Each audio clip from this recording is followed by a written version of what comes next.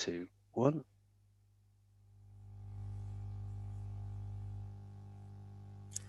Hello everyone, good morning and welcome to the decision session of the Executive Member for Culture, Leisure and Communities. I'm Councillor Darryl Smalley, I am said Exec Member. It's 10 AM on Tuesday the 2nd of February 2021 and this is another remote meeting. The first agenda item of business today is declarations of interest. Looking at the agenda today, I don't think I have any interest to declare beyond what's already on my register of interests. So we're moving on to item 2. And item 2 is to approve the minutes of the decision session held on the 14th of October 2020. I think we might have had a decision session since then. Just looking at that now, anyway, but I'm happy to approve the minutes that are from the 14th of October 2020, and as soon as we're back into West offices, we'll sit and if we need to sign them all physically, but are happy to approve the minutes that are below. Item 3 is public participation. We have a registered public speaker. I think this is possibly the first, unless my memory is mistaken. I think this is our first public speaker at an exec decision session for Culture, Leisure and Communities. So welcome, Councillor Danny Myers. Obviously, strictly speaking, you have 3 minutes, but given, I think we've given you are our first, you can have as long as you like to address us all this morning. A succession of 3 minutes is, but over to you. I appreciate that, Chair. Thank you very much. I'll try and keep to time, and just say thank you to officers for the report, and also to all employees in communities for their work over the past year. I know it's been all hands to the pump. I want to speak specifically about the review of ward funding on the decision session today. In the context of it being a request from full council in November, notably for consideration of a central pot of funding to be established, I think sadly that element does seem to be missing from the review, which does negate the point in my view. I think we welcome the summary that's detailed within the report, but the main concern we have about ward funding are the inequalities of service delivery, such as why should some residents in one part of the city receive a service that's well delivered and targeted, and then another set of residents in another part of the city not receive that service? Because it seems like basic economies of scale that a voluntary or community group can deliver the same project. If it meets the city's priorities, it could deliver that project to all residents rather than to those that it's been granted ward funding to. And surely, if, as another example, if there's an excellent child poverty project, you as the executive member would want all of the city to benefit from that project, not just the ones that have got ward priorities based around child poverty. It seems inefficient to voluntary and community groups to traipse around from ward to ward, requesting individual pots of monies to deliver a project, when if it does meet your priorities or the city's priorities, then that group could go centrally and deliver a universal scheme so that all residents can benefit. In short, I think for me, it's about trying to ensure value for council taxpayers' money and an equality of access to those crucially important locally based projects. That is also very important. But I don't see that there's been an assessment of value for money made in the report, where if the money were to be spent centrally, would that deliver a greater value for money? Or are there any areas of duplication of projects? Really, I think what I'm asking is where the oversight is on those types of questions, and you know, I'd ask you to think about that, because I think it seems like a blind spot to me, looking through these papers. I think the motion that's referenced in the report from November, I don't feel it has been addressed because of there not being an evaluation of holding some of the community's funds centrally for those citywide commissioning projects that could be made. I think the statement you made at the time was that existing provision is in place and it already fulfills the aims of the central pot of funding which is proposed. I really don't share that view, because we've seen since you made that statement that a number of excellent projects have been undertaken in some wards, but not in others. And the groups involved didn't qualify for the DEFRA money that you'd suggested was that existing provision. And I think that just backs up the point I've made about an inequality of service delivery. I think my last point is around the allocations in paragraph 6, ward funding allocation. And I've mentioned this before at executive, and in 2019, you chose to change funding allocations from per person to per ward councillor, which is a regressive funding formula change, which took money away from areas that have got a higher number of people to councillors as a ratio. I think your response to me at the time was to consider a boundary review, which, bluntly is quite ridiculous. And I'll put it to you again that allocation can be improved to be made fairer. And again, no assessment's been made of this in the review.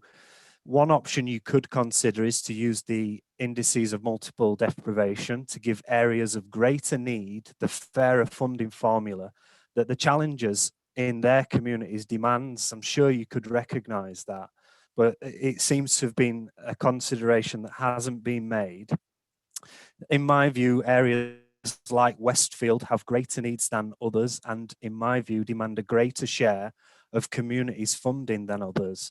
And research shows that from using that national funding formula, Westfield would get £15,000 more per year than it's currently allocated.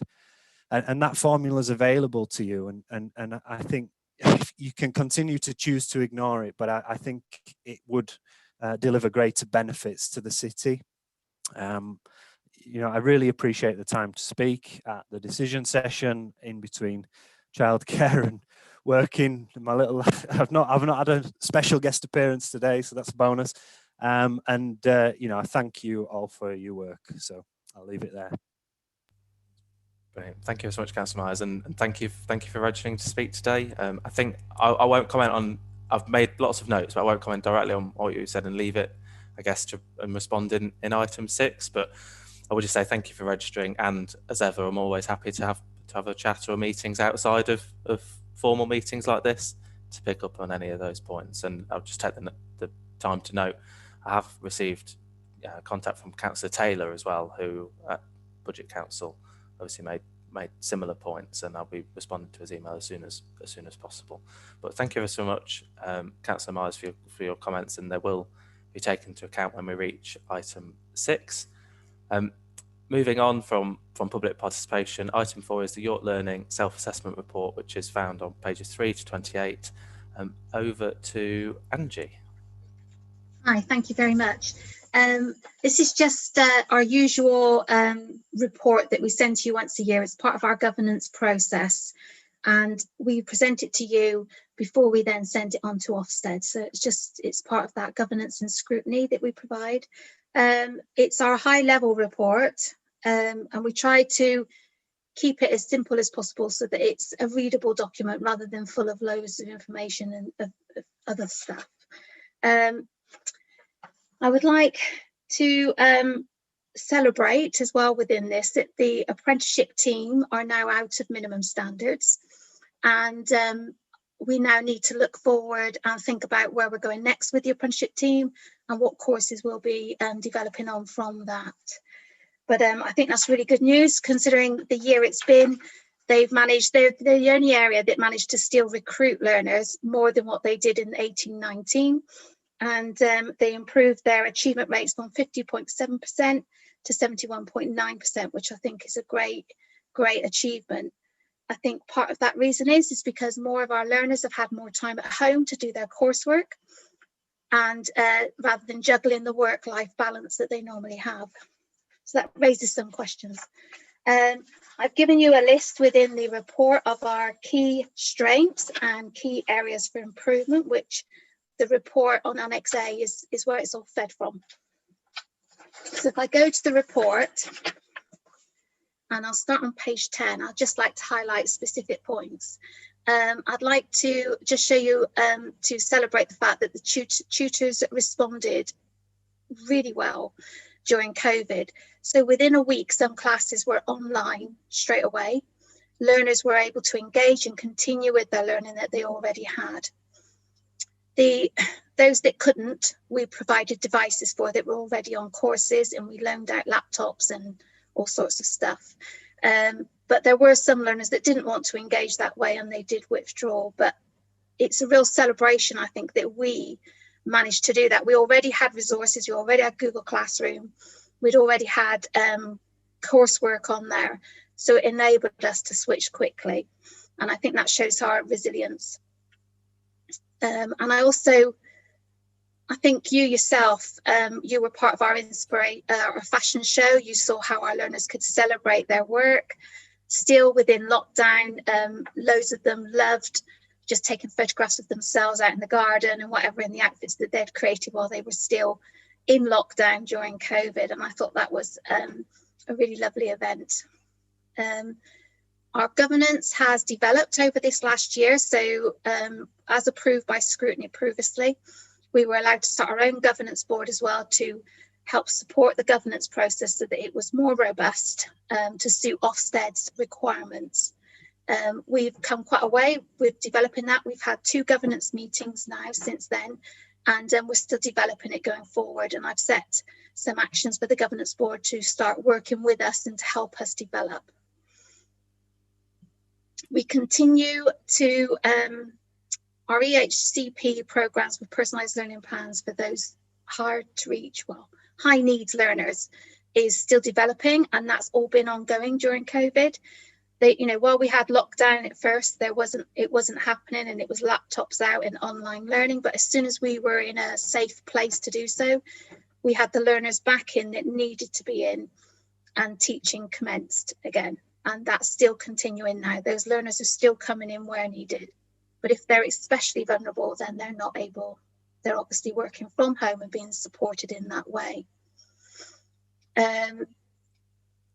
As I've said, we were on page 12, I've talked about the fact that we were going through a system change with our management information system.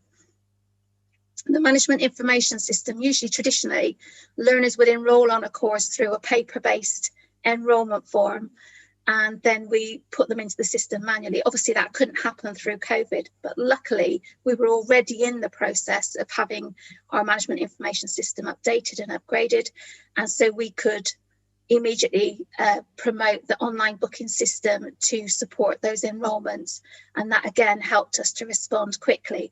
The worst part of that is the fact that it's very challenging to develop a system when you're all online, and it takes a bit longer to get to where you want to be because it's so many different people in the mix to find out all the issues and to correct them. So that's still a piece of work that we're doing on, and we're working on, which I would have liked to have thought we'd got to by now. If I go to page 13, I would just like to say that through lockdown, we put on some special stuff just to support residents and learners during lockdown. So we had a daily learning challenge, which was called #CommunityLearningTogether. And on the Facebook and Instagram, that gave everybody a challenge to do. It could be to do with family learning, it could do maths, English, arts, crafts, exercise, all sorts of activities like that. And they were popular. We also offered within the family learning Facebook group a call the tutors to help with homeschooling. And we had an ICT skills email address for people to email us for any IT help that they needed, which was used and utilised. Learners that struggled to get online would have one-to-one advice from the IT team to help through WhatsApp or over the telephone to help them connect with Zoom. And they had all the support and guidance that we could give them in that period. The study programme is 16 to 18-year-olds who find it hard to engage with education. So it was quite challenging with that group during lockdown.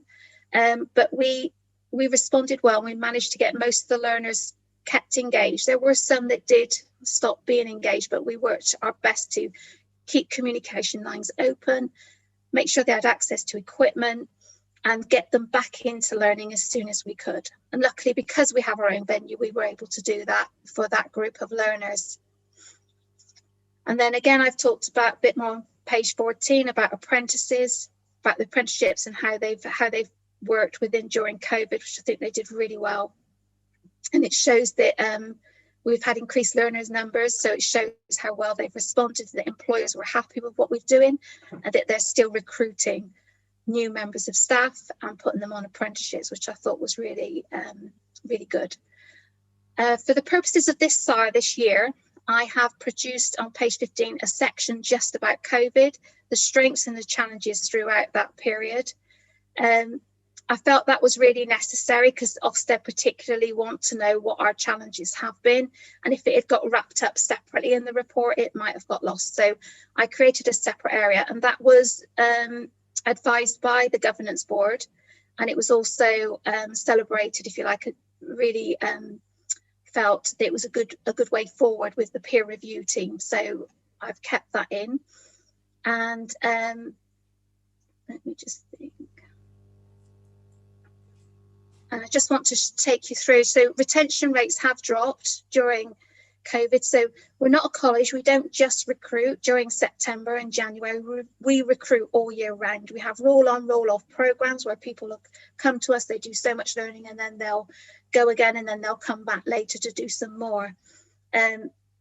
When you can't operate for half of a spring term and for all of the summer term in that way, you can't recruit in the way that you normally do with these groups. It just really affected our numbers. So our numbers dropped quite significantly. So you'll see, I've put the numbers on page 16. So we have lost 442 learners in total, and that's affected 1,122 enrolments. Why is that so high? Maybe you're thinking. You have to remember, learners will often, within the community learning programme, will do short courses at a time. So they'll done a short course in spring, at the beginning of spring, and another one after half term, of which had to be cancelled. And then they start again in summer, and there would have been 2 terms there. So they all count as separate enrolments. So it escalates the numbers, if you like. And some of our older learners do our courses, and some parents do our courses to get out of the home, and to do the class online wasn't a replacement for that for them. For some it was, because it stopped them being isolated, and they were really appreciative of still being able to do courses online. But for others it was just too much of a challenge with homeschooling, caring responsibilities and all that. They just found it too hard to engage that way. And then you'll see our main strengths and areas for improvements that are listed in the different sections that Ofsted expect it. And I thought that was probably the most you'd want me to highlight. Is that okay? That's absolutely brilliant. Thank you so much, Angie, and thank you for picking out some of the really key nuggets. And yeah, I think it feels like a lifetime ago that I went along to the All Dressed Up. But in fact, it sort of dates it because I still have dyed hair in the photo from the event, so you can sort of remember exactly when it was. Thank you so much for this and for the report. And I think, in particular, despite COVID, some really sort of great things to celebrate, especially the sustainability of the new governance arrangements. And I know obviously the members of it are obviously very keen and happy. I think it's not often you have people sat on governance boards that are actually talking positively about their experience on it, and the fact that that's the case with Yacht Learning is something to celebrate. Just a few questions, I guess, on page 2 of the annex, which is different to the page numbers of the full report. So apologies. So it does talk about the impact on learners and keeping them engaged during COVID, and I know you've touched on it yourself, but sort of how have learners, and I know it's different for different courses and different types of learners, but how have they managed to be engaged throughout the successive lockdowns and COVID-19? Well, we've kept in regular contact. I think that was key. So we've continued to communicate. And for those that we knew that were isolated, so our teachers know our learners well, so they'll know those learners that live alone or they're worried about. So they would make the effort to ring them and check on them, and also they'd highlight to the reception desk anybody they thought just needed someone to make contact with them. So we did that, and we made sure we kept in touch with them. And then those that were working with the projects, they also did the same thing, keeping that regular contact with the learners that we have through Actions Towards Inclusion and Positive Progressions, just to make sure that they're okay, and that they're, we're engaging with them and still developing them during that period. Obviously, technology wise, that can be a challenge for some. If you're just on a phone and that's your only technology, it's quite hard, because you can't see the rest of the class. So you might feel a bit isolated because you're only seeing when people talk. And some people find that quite a struggle. But we've been actively working with the York Reuse Scheme. So I worked with Susan Wood to help get that started. And we've got York Furniture Store in place now to help recycle goods. They've managed to get funding to get someone to do that work. And I also was successful in a scheme to get 10 devices with data to hand out to people who fitted the criteria. So I worked with YOPA, the York Older People's Assembly, to make sure that anybody they'd identified got a device. We've worked with social care, and obviously some learners that we knew would benefit from that. But some learners needed laptops. They needed to be able to type, pieces of work up for us, and they found tablets too hard for that, which is where the reuse scheme has become invaluable, to be honest with you. And that's really helped. We've loaned out about 70 laptops in total, which we were fortunate enough to have. Some of them are quite old, but they still do the job, and that's the main thing. So that's enabled a lot of learners to keep engaged as well. I think my team's worked exceptionally hard to keep in touch with people, and I think that's the key to times like this, isn't it? Yeah, and thank you. I should have said earlier, but thank you ever so much for every member of York Learning, because I know it was hard pre-COVID to sort of actually ever find them all in a room and see the scale of the organisation. Absolutely. But especially in COVID, with everyone being sort of dispersed out. In fact, I think it was when Ofsted came and I saw the largest congregation of the York Learning team. And it was eye-opening in terms of just how many people are involved and keeping the show on the road. So thank you to yourself and everyone involved. Thank you. Just a sort of final question for me. Obviously, you touched on the drop in enrolments, which was helpful in terms of distinguishing that it's not necessarily people being absent for a whole year, but just for a particular course. I guess what do you think the longer lasting impact is due to less recruitment at this time? And I know I guess in terms of apprenticeships that was spoken about last Thursday at the Facebook Live, but also last night at the scrutiny meeting. But I guess from your own perspective, for your learning. Yeah, there's still risk with the apprenticeships. One, because as part of our minimum standards, we stopped offering the adult care apprenticeship offer, which was the right decision to make. And it's not one we should be going back on, because those staff are still working too hard to do the work that would have enabled them to pass the course. But we as a service have a challenge now to think about how do we develop that programme to include new apprenticeship offer, so that we are worthy of offering apprenticeships, because we're a big enough provider. Because at the moment we're a very small provider, and that puts a risk with the SFA as to whether that's what they want to invest in.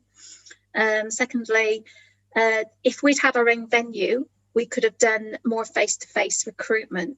All our venues are community venues, which are great, and it's a great way to use the communities with our offer. Unfortunately, we can't make sure they're COVID safe for us to be able to go in, because we don't know who's been in before us or who's coming in after us. And a lot of the venues just wanted to open up and leave you to do all that detail. Well, we couldn't do that. So if we'd been able to do that, we could have recruited more in September and October, which is our normal times of starting to get those key groups coming back. And most of our peers that do have their own venues did manage to return in June and July and September and October, and we couldn't do that. So it has affected our recruitment. There's just no denying that. In 18-19, that's reduced. It meant we didn't hit our allocation for our ESFA funding. and we were about £40,000 off. I think it was £46,000. That means our allocation, usually the allocation that you get 2 years on, will be reduced to the amount you've dropped from that year. So the allocation we get for 21-22 could well, at the moment, is going to be £46,000 less. If we don't hit allocation again this year, which obviously recruitment's still down in 2021, once you're in a 2-year trend of not performing and meeting your allocation, you can't get that funding back. So if I don't grasp it back this year with numbers, I'm in a trajectory of already on low funding. However, I understand all the other education providers are in the same boat as us. We're not unique in this. It's a countrywide challenge. And I understand the last ESFA update I had, it looked like they were reviewing whether they could follow that usual policy in this circumstance. And I'm hopeful that they are going to use the 18-19 figures moving forward until everybody's back into a better state, if you like, a more normal state of what they can do in their areas. Otherwise, it will affect our funding going forward, which would just be terrible. It would be terrible because we utilise that funding well, and we make sure we meet the right people, and we offer a wide range of engagement activities to get people in with us, to talk with us, and to meet with us, and developed in different ways, meeting loneliness, isolation, and all of that, and lack of funds will affect that, and we'll have to charge more, and we will probably have to reduce the offer if that happens. So that's the biggest risk, I think, from it all. Yeah, and I know, and thank you for keeping us all up to date with what government are deciding with these various matters. And I think, like you say, it's affected the whole sector, hasn't it? And quite starkly. So hopefully, hopefully the pressure and the feedback that's undoubtedly going to government will feed through, and we won't be in that negative position. And thank you for doing all you can. Thank you for highlighting all of this in such a timely way. And on that point, I think I've not got any other questions. So unless anyone else has anything to add, I just thank you ever so much for all the work that goes into this report. I know it's quite a convoluted process, even getting it here, let alone getting it to Ofsted. So thank you ever so much for all of that. Thank you. And with that, on paragraph 4 of the recommendations, I, other than the comments I've made today, have no actual comments or changes, I guess, to the final report. You'll be pleased to hear. So yeah, very happy to approve it as it sits today, and wish it luck on its onward journey to Ofsted and everyone else. But thank you so much, Angie. Thank you. Brilliant. So with that, we move on to agenda item 5, which is working with York's minority communities, and the report for that can be found on pages 29 to 42. And yeah, this report discusses and presents progress in the first year of the Minority York project. Before we go to Bianca, Charlie, did you want to introduce the report? Yes, thank you. The post of Community Involvement Officer Minority Communities was established back in December 19, using part of the funding provided by government to assist local authorities in preparing for Brexit. And this report covers the first year of our project, following Bianca Vartick's recruitment to the new post. Clearly, it's been a very challenging period for Bianca, as for everybody, largely coinciding with the pandemic. However, as is evident, I think, from the report, there's been a great deal of positive activity that has taken place, and Bianca will be able to say a little bit more to amplify her report and answer any questions. Thanks. Thank you, Charlie. And over to Bianca. I think, Bianca, you're muted at the moment. I'm not sure how. Is there a button we can press? There we go.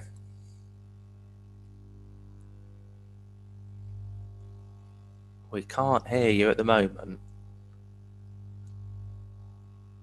I don't know whether this is something Richard might be able to help with in the background.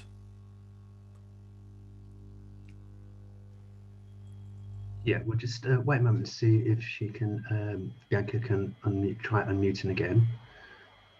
Can you say a few words, Bianca, just see if we can speak to you, okay? Can I Oh, now? yes, we can hear you. Yes. Brilliant. I wasn't able to unmute myself. I don't know why. Yes, Don't worry at thank all. you very much for the introduction. Yeah, so the report, as you can see, there is just a snapshot of the work we've been doing. It's ongoing, as the deadline is still 30th of June this year. So we're getting more and more complex cases now, and more work needs to be done because we need multi-agency working to support the migrant community after the deadline. Oh, thank you so much, Bianca, for that, and thank you for the report. I know it's. I don't know. What would you like me to? Is there something in particular that you want me to discuss? I mean, there is so much in that report. I don't want to keep you all day. It's just if it's something that anyone feels like they want more clarification or need more explanation or. No, that's brilliant. Thank you. And I'll ask a few questions just to thank you for the report. I know when we first said we take a report to a decision session on all your work, I did think, it must be, might be longer than a novel, because I know, just the extent of all your work and what you get up to is incredible. And thank you for the report, and obviously the annex itself that covers all the work that you get up to. I think probably just a few questions from me is that obviously, you just mentioned there the settlement scheme deadline, and I know prior to COVID-19, we always thought that it would, this period, the last sort of 5 or so months would be difficult in terms of getting those last few, making sure that everyone who has the opportunity does apply. I guess just what's your experience of who is outstanding and I guess the challenges in making sure that everyone who can apply for settled status does know that they can? Yeah, I believe at this stage, most of the people, residents, migrant communities in York are aware of the scheme. Although there are some reports in different sectors, for example, in care sector, I think your report was saying 1 in 7 is not aware what is the settlement scheme, what is the deadline. And that's true. Some areas people are not aware of it. So I think my role in this year will be to kind of reach the people and try to target the sectors. If I see there is a trend, if in certain sector there is a more awareness of this or less awareness of the scheme. But also I'm working closely with the Citizen Advice York, because at the moment we're having a lot of complex cases, which is families of EU nationals. So we're looking at family permits. We also have a lot of people who are at risk of homelessness. So all this needs to be dealt at a higher level. Hopefully, they will not be discouraged to apply because they feel defeated, and they will not decide to go back to their country, and they will seek support. So it's very important that I work together with all the organizations in York and see how we can raise awareness and market as much as we can, and ensure people that they can still apply for it. So this is what will have to be the focus for this year. As you know, the stats are not certain. It's only an experiment, and it's only an approximate statistics in terms of who is actually migrant in York. I'm having everyday people saying they just arrived in the country and they need support. So they need a different type of support, because now they're not going to get the support under the system. So there is starting to become a trend of the people who just arrived who need support, but also to in the same time support the people who have been here before 31st of December 2020. That's completely understandable, and thank you so much. And just wanted to pick out on page 36 the feedback from the sessions that were held, I guess pre-COVID. Really, really positive. And I think, and I also am pleased that your poster made it into the report as well, because I remember actually seeing that. I think it was shared on one of my community Facebook groups by somebody else. So it'd been forwarded, and it really did stand out, I guess, because it didn't follow the strictly all the it didn't look like a council poster, and therefore I think it was read much more than it would have been otherwise. And I know, with that you just got on with it and did it. So thank you for that. I guess it's just really, is your plan really to try and have more face-to-face sessions when possible, towards the deadline, and as we hopefully have fewer and fewer restrictions due to COVID-19? Yeah, I think this was actually the biggest challenge, being part of the community and supporting them, but in the same time, being that kind of face of authority. So having being on lockdown and having access to social media, I think it helped a lot. I do hope that, as you said, in the new year, we'll be able to kind of like have more like visibility, maybe some live session or something that will, in terms of like getting the message across, because people are home, they're not in the community at the moment, so we need to go and support where people are. Yeah, I agree entirely. I think with that, I won't ask you any more questions because the report is really comprehensive. So if anyone is watching and wants to read more, I would just direct them to your report, which is absolutely fantastic. And I guess something that isn't strictly to do with this agenda item, but just to take the time to thank you for all the work on the hate crime working group, because I know, as well as the actual day job, you do an awful lot more to support the council and support the city. So thank you so much, Bianca, for essentially everything you do. That's brilliant. Well, I think with that, I'm trying to find the recommendations, but I guess there aren't really any recommendations other than to accept the report. And no, I found them. So noting that, so on paragraph 2 of the report, note progress with the project so far, to note the issues raised in the attached report and agree the future priorities set out in paragraph 7. And having been through the report and having heard what you've said today, Bianca, I'm very happy to do all 3. So happy to approve the recommendations in paragraph 2. And thank you ever so much for your time and bearing with us with the technical things as well. So thank you ever so much. Thank you.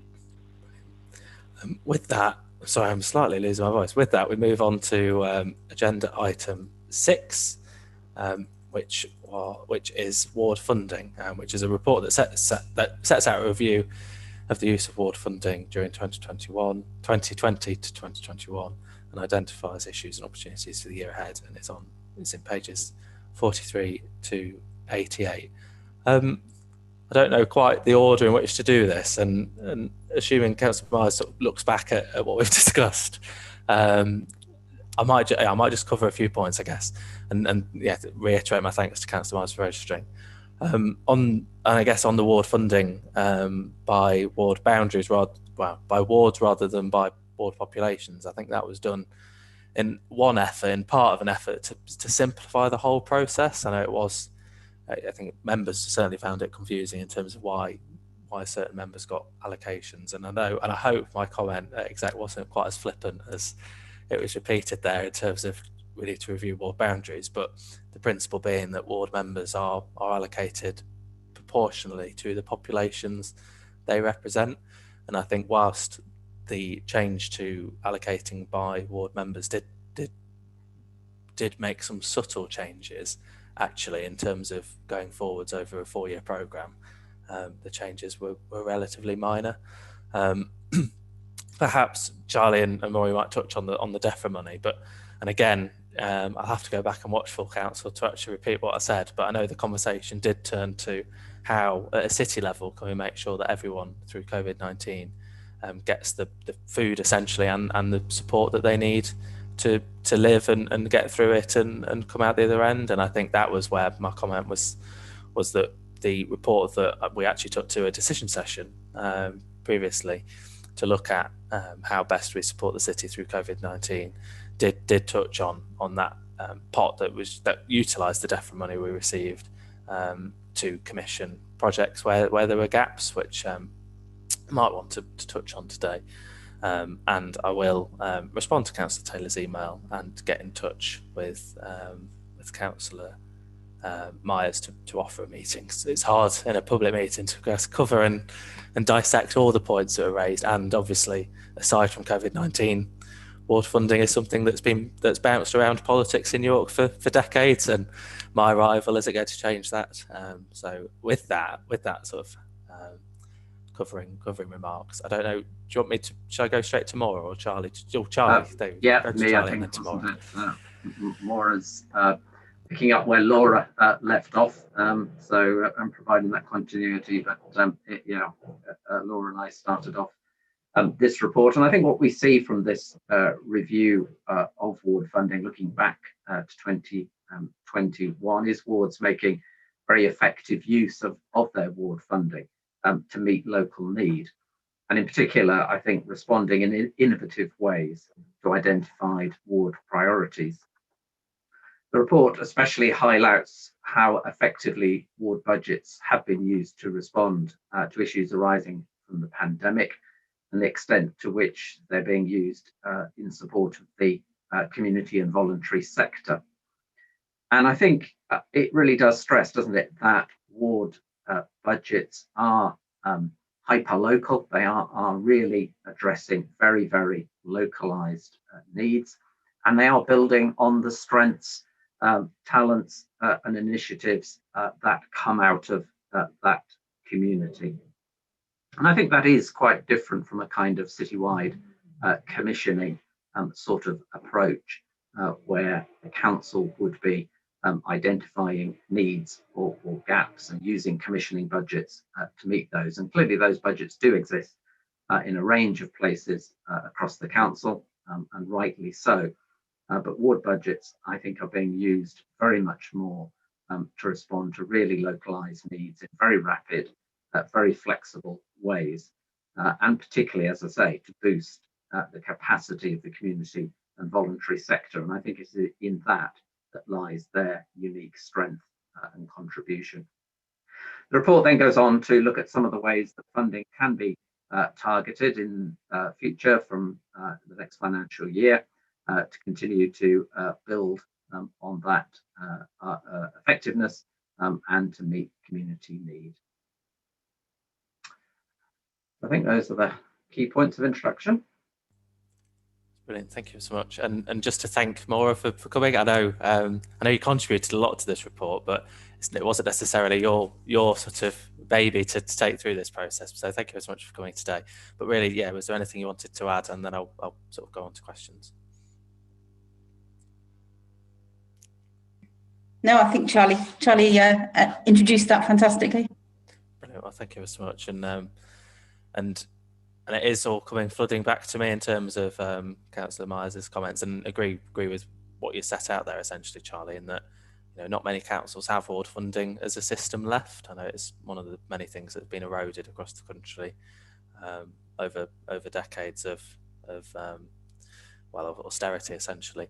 And I think whilst it is one of the last remaining one of the very good things that we have in York and is able to respond to need, I think I completely understand the need to ensure that those services that are essential and are also centrally delivered are funded. And I think we've seen the council respond in various ways, for example to Age UK, to how it funds citizens' advice, to make sure that those services that are certainly operating across the city don't necessarily, for core funding, need to apply to ward funding, but can always apply to ward funding where they want to do outreach work specifically. So I'm thinking of Haxby and Huntington, where that has happened previously, for sort of added extras where needs represent themselves. And I think, I think of all when I first was elected 2 years ago, I definitely didn't think I'd be funding the sort of groups we have over the last year. So I think how it's been able to be so responsive in that, yes, when citywide organisations approach the council with a project, it's essential to work out how we can best support them. But actually, I'm thinking of the community larders and the very small team with a van that go around supporting people. The church groups, the community groups that with a little bit of seed funding can do an enormous amount of good. Using the power of volunteers. And I think what what we really can't let happen is let the whole process erode so far that actually ward members can't support those organisations. And then finally, just to say, I have the privilege of being an exec member and Councillor Myers, leader of a group. But for councillors that aren't chairing committees and aren't in exec roles, actually one of the key things that empowers them to serve their communities is the ward funding process. And I know, how I know quite a lot of them spent. It's not always joy, and it's sometimes quite tricky in making sure you can do what you want to get done. But actually having a budget to use with the community to make improvements and see your local area change over the course of your term, is one of the very good things, especially during the pandemic, that helps councillors get things done for their communities. I think just probably picking up on that point is how potentially more do you see?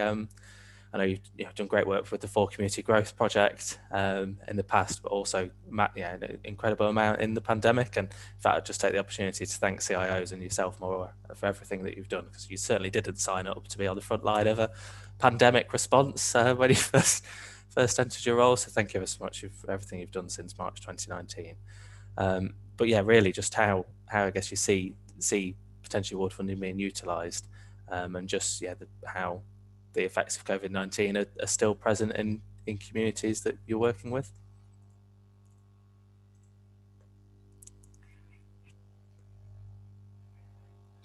Sorry, it took a while to unmute there, pressing the button desperately. Thank you, Councillor Smalley. I think picking up from your points there's a lot that we've done in terms of prioritisation over the years, and the ward committee process has been iterative and developed. We can see emerging priorities that we've laid out in this report, and there are a lot of priorities that are about supporting those that are most vulnerable, but vulnerable covers a whole range of things, doesn't it? And a whole range of approaches. There's the food, there's the financial inclusion, but there's very importantly at the moment, tip of everybody's tongue is that loneliness, that well-being, supporting people to reconnect with their communities as we're allowed to do so. And I think there's a lot of scope and a lot of things that have been tested over the last few months, things that have come up, opportunities that have come up, which allowed us to be reactive, but we also have that opportunity to reflect alongside ward members, to have a look at what's going on, what's good, what's working within their areas. The flexibility of ward funding offers us the opportunity to test approaches, and I think that's really core to ward funding, even from when it was first adopted in York as an approach. And the ability to test something and then influence and inform future strategic programming or investment is really core to our being, and we need to remember and reflect that. Thank you. I struggle. I thought I was unmuted there, so we're all struggling with the mute button. Thank you so much, Maura, and I agree. And I think especially in terms of future priority areas, supporting those wards that have innovated during this period, and groups have sprung up overnight of people that have found themselves in positions where they're able to support communities, and being able to make sure that they flourish will be really important.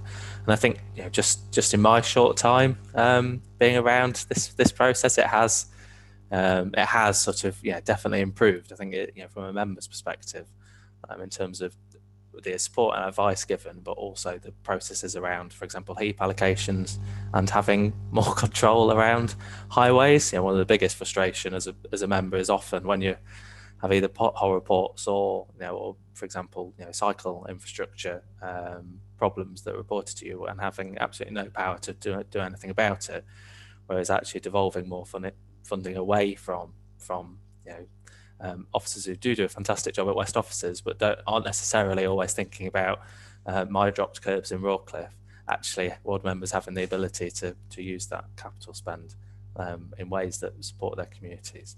So just to touch on that as well, and agree with what you've said more in terms of going forwards. The priorities that we first set out in 2019 have changed, and I think the pandemic has redefined vulnerable in that sense, in that a 90-year-old resident of Roughworth who has no immediate family is but is perfectly comfortable financially, is suddenly in a very different position to what she found herself in early in 2020 and in 2019. And actually, what we've found is that every community is vulnerable, whatever they look like and wherever they're based, and how we can best support them. And I think already ward funding has been utilised in that way, and through the processes set out in the paper, but also through the budget process, which I'm sure Councillor Myers will be more than well aware of, pouring through budget papers like we have been. Actually, I'm sure we'll reopen that debate in terms of ward funding, but hopefully in a more positive and constructive way, in terms of how we move forward and ensure that ward funding is used to support communities through COVID-19. With that, the only other thing to add is that, as well as obviously a fantastic paper, that really, since the Refreshing Ward Committee's paper we had at Executive, this is the first chance to, I guess, look back at progress against that. So in that sense, it's very useful, but it's also a bit of a data dump. So if any councillors are watching and want to see what other wards are doing, I've had great fun looking at what my colleagues have been up to in their wards. So it is very helpful to see what's just the breadth of work that goes on across York and its villages. With that, there's quite a lot of recommendations, so I won't read them out, but they are found on paragraph 2 of page 43. And thank you ever so much, Maura, and thank you for stepping up. So many countless times actually throughout the pandemic, but most recently in the last few weeks. And thank you for all the work that you continue to do, which is often too often unsung. So thank you ever so much.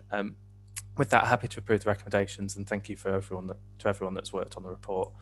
I think thank you so much, Maura, for coming along. And I think that you're the last person standing, Charlie, in terms of you're the last person. So the next agenda item we move on to is agenda item 7, which is found on pages 89 to 116, which is York's Creative Future, a culture strategy for York 2020 to 2025. This report provides an update on the development of York's culture strategy for the period of 2020 to 2025, as just said. Go to you, Charlie, and I think, brilliant, over to you.